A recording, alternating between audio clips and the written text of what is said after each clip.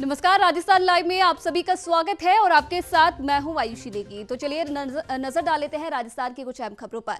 एक और जहां कोरोना वायरस के खिलाफ वैक्सीन आने की उम्मीद जगी है, तो दूसरी ओर कोरोना के एक नए प्रकार ने चिंता बढ़ा दी है। ब्रिटेन में कोरोना वायरस का नया स्ट्रेन सामने आया है जो काफी खतरनाक है। इसके बाद यूरोप के कई देशों ने यूके जाने वाली फ्लाइट पर रोक लगा दी है। अब भारत में भी ऐसी मांग उठने लगी है। सोमवार को राजस्थान के मुख्यमंत्री अशोक गहलोत ने यूके की फ्लाइट पर रोक लगाने की मांग की है। राजस्थान के मुख्यमंत्री अशोक गहलोत ने अपने ट्वीट में लिखा कि यूनाइटेड किंगडम में कोरोना की नई स्ट्रेन की खबर चिंताजनक है और भारत सरकार को इस मामले में तुरंत एक्शन लेना चाहिए। इसके अलावा मुख्यमंत्री अशोक गहलोत ने कोरोना की समीक्षा और वैक्सीनेशन को लेकर भी बैठक बुलाई है।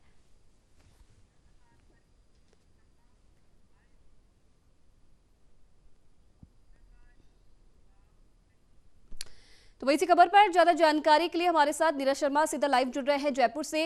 नीरज, जिस तरीके से स्वास्थ्य मंत्री डॉक्टर हर्षवर्धन का कहना है कि जल्द ही अब वैक्सीन आने वाली है और जनवरी में कहीं ना कहीं इसका काम शुरू हो जाएगा। अगर राजस्थान की मैं बात करूं तो राजस्थान में क्या कुछ तैयारी फिलहाल वैक्सीनेशन को लेकर की जा रही है, क्योंकि लगातार समीक्षा बैठक भी सीएम के द्वारा की जा रही है।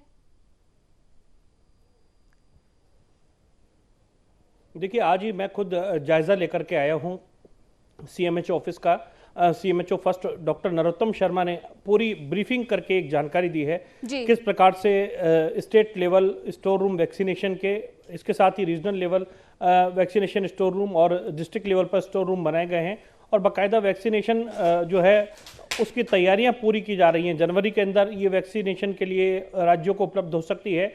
इसकी तैयारियां पूरी तरीके से की जा रही हैं। आज भी मुख्यमंत्री अशोक गहलोत और चिकित्सा मंत्री डॉक्टर रघु शर्मा ने मुख्यमंत्री निवास पर आला अधिकारियों के साथ बैठ करके एक तो कोरोना की स्थिति जो है मौजूदा प्रदेश में इसको लेकर और साथ ही वैक्सीनेशन की तैयारी को लेकर के बैठक की।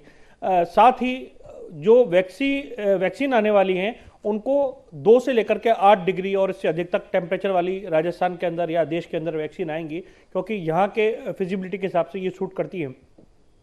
उनको कोल्ड स्टोरेज चेन के अंदर रखने के लिए पूरी तैयारी की गई है। इसके लिए IRL या फिर ILR जिसको कहते हैं, इस प्रकार के बॉक्सेस हैं वो उपलब्ध हैं। डीप फ्रीजर जो हैं वो यहाँ राजस्थान के अंदर उपलब्ध है। सीएमएचओ ऑफिस के अंदर डीप फ्रीजर लगा रखे हैं जहाँ ऑलरेडी जो टेम्परेचर है वो -25 तक जा सकता है उनका। इसके साथ ही अन्य जो उपकरण हैं उनमें कोल्ड बॉक्स जो होते हैं वो बॉक्स यहाँ पर है, स्टोरेज बॉक्स है। ट्रांसपोर्टेशन के लिए मोबाइल ट्रांसपोर्टेशन जो वैन है उनकी तैयारियां कर ली गई हैं। 7 जो संभाग मुख्यालय है, जयपुर, जोधपुर, उदयपुर, कोटा, अजमेर, बीकानेर, तो इन सभी संभागों के अंदर जो है इन कोरोना की वैक्सीन को भेजा जाएगा। और ट्रांसपोर्टेशन में कितना समय लगता है वो भी देखना होगा। सारी चीज़ें देख करके माना जा रहा है 3 से 4 दिन तक आराम से 2 से 8 डिग्री के टेम्परेचर पर ये वैक्सीन जो है सुरक्षित रह पाएंगी। हालांकि इसकी एक्सपायरी डेट महीने भर से ऊपर या इससे अधिक आ सकती है, जो कि अगर पूरी तरीके से अगर कोल्ड स्टोरेज के अंदर रखा गया तो काफ़ी लंबा भी ये वैक्सीन चल सकती है। तो उसकी तैयारी की जा रही है। चिकित्सा एवं स्वास्थ्य विभाग पूरी तरीके से अलर्ट मोड पर है।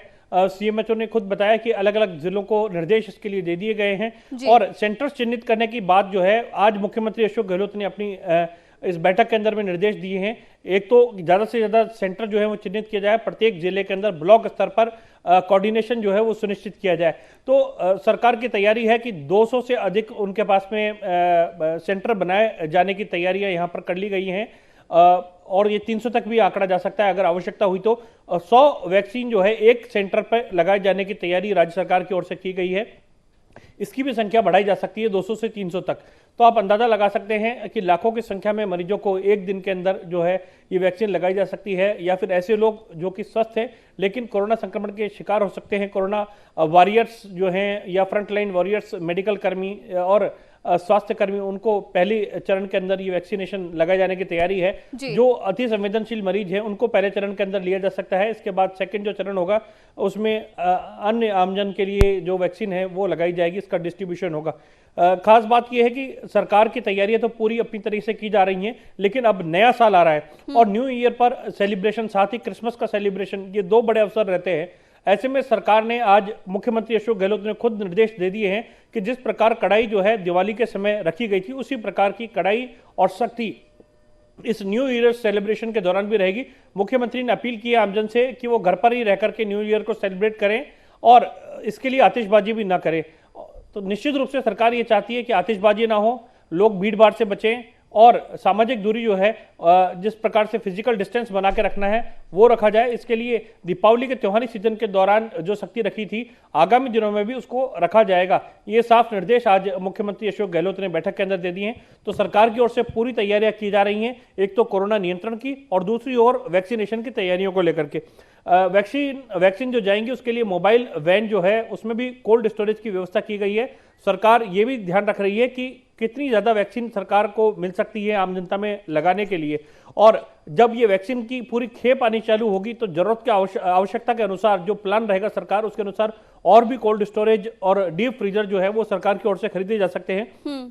3 रूम का हमने जायजा आज जो लिया है वो स्टोरेज रूम का लिया है, रीजनल रूम का, स्टेट लेवल रूम का और डिस्ट्रिक्ट लेवल रूम का। इसके साथ ही डीप फ्रीजर, कोल्ड स्टोरेज और स्टोरेज जो बॉक्स है उन सबको भी देखा गया है। निश्चित रूप से तैयारियां पूरी माकूल यहां पर की गई हैं। अब अलग अलग संभाग मुख्यालयों से जिला स्तर पर यह वैक्सीन पहुंचेगी और लोगों को लगाया जाएगा।